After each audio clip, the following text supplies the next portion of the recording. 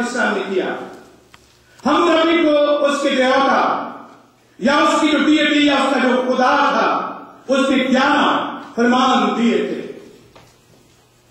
اور میں نے ان تمام فرمانوں کا ذکر کیا کہ وہ فرمان جو ہم ربی نے حاصل کیے اس نے اپنی قوم کو دیے. ان میں بہت سارے لا موجود تھے جو آج کی دنیا بھی ان پر یقین رکھتی ہے. میں نے اس کے بعد مقدس موسیٰ کا ذکر کیا جسے کوہ سینا پر 10 احکام دیے گئے.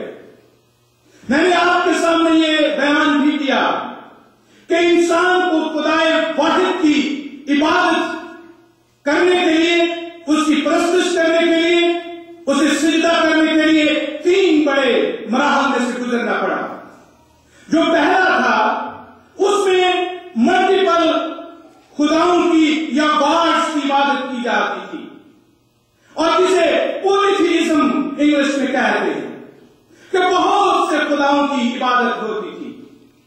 اور اس کے بعد جو دوسرا اسٹیپ تھا اسے ہینوتھیزم کہتے ہیں، جس میں ہر ایک نیشن یا ہر ایک قوم کا اپنا خدا تھا اور وہ اسی کی عبادت کرتے تھے. وہ دوسرے کی عبادت نہیں کرتے تھے، لیکن کہتے یہ تھے کہ وہ بھی ویسے ہی ریئل گاڈ ہے جیسا ہمارا ہے، ان کی تعظیم کرتے تھے. اور جو آخری اور تیسرا اسٹیپ ہے اسے ہم مونوتھیزم کہتے ہیں. اور مونوتھیزم کا مطلب ہے خدائے واحد، یعنی ایک ہی خدا ہے، اس کے بغیر کوئی اور دوسرا خدا نہیں ہے.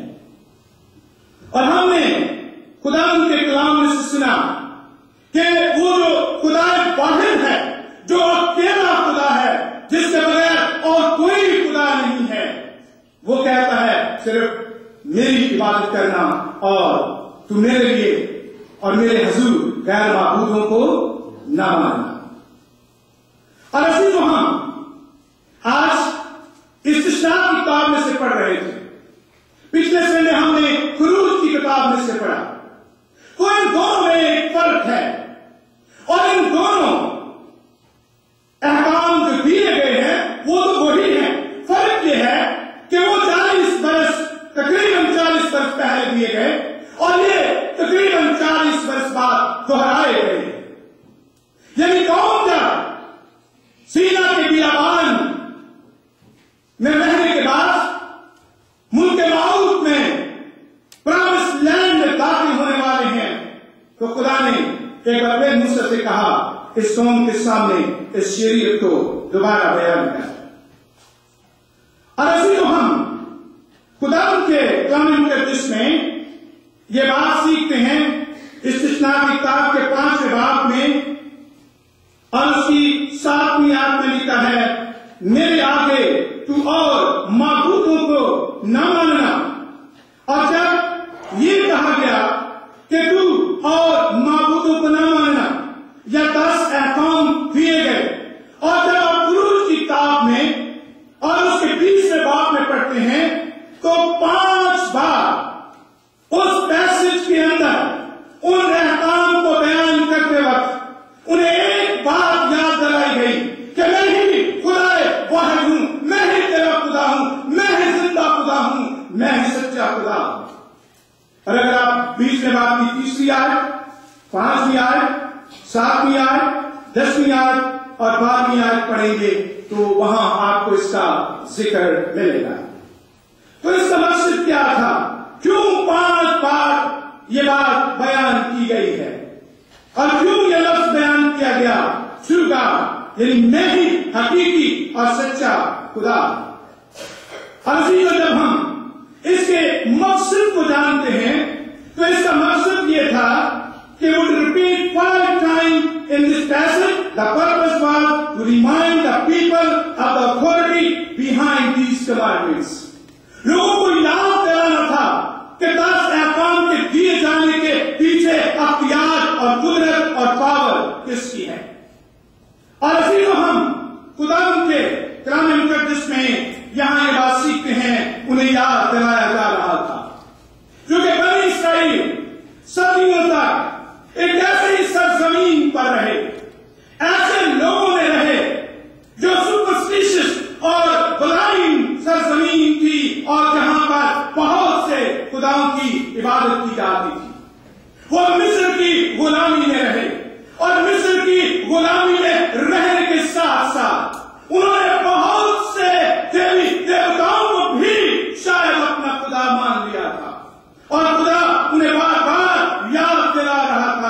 کہ اب میں تمہارا خدا ہوں، میں یہوہ خدا ہوں جو تمہیں مصر کی غلامی سے نکال کر لایا۔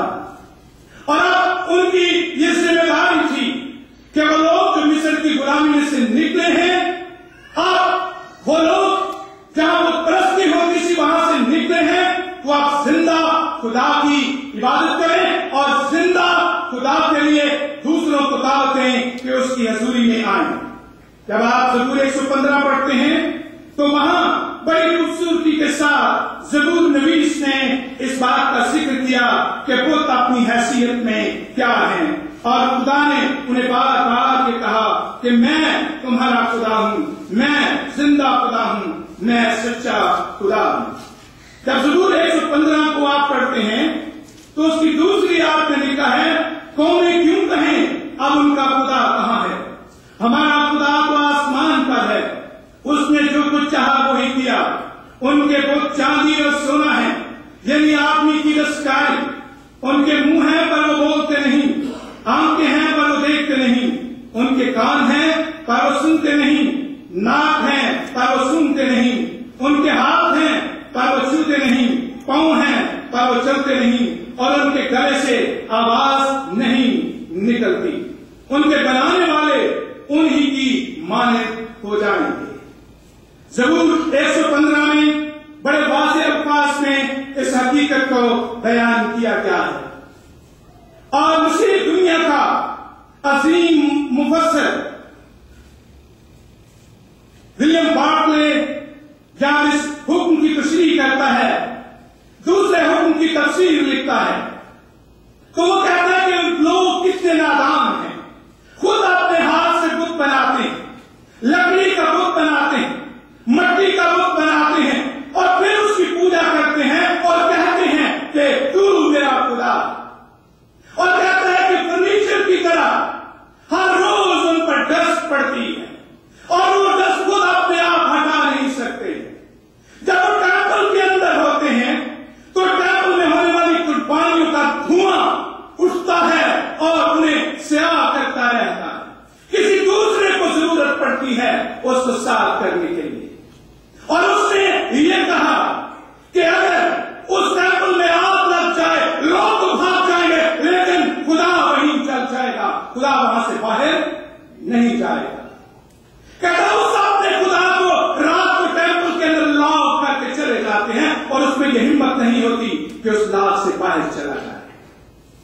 اور اسی جو ہم خدا ان کے کلام مقدس میں یہ بات سن رہے تھے، یہاں زبور 115 میں لکھا ہے کہ وہ جو ان کو بنانے والے ہیں وہ بھی ان کی مانند ہو جائیں گے۔ اس اشعیا کی کتاب میں سے میں نے آپ کے سامنے یہ ذکر کیا، پہلے حکم میں خدا قدوس نے یہ کہا کہ تم میرے حضور غیر معبودوں کو نہ ماننا۔ اور اسی کو جب ہم غیر معبودوں کی بات کرتے ہیں اور خدا کے کلام مقدس میں خدا قدوس کے الفاظ ہیں، میرے آگے تم اور معبودوں کو نہ ماننا، خدا نے کہا بفور می۔ تو اس کا مطلب کیا ہے؟ جب اس نے کہا کہ میرے حضور غیر معبودوں کو نہ ماننا، یا انگلش میں بفور می، تو اس کا مطلب یہ ہے ان اپوزیشن ٹو می۔ خدا نے کہا میری مخالفت میں یا میرے مد مقابل کسی اور کو لا کر کھڑا نہ کرنا۔ For the Jews to worship another God would be to declare war on Jehovah and incur his wrath۔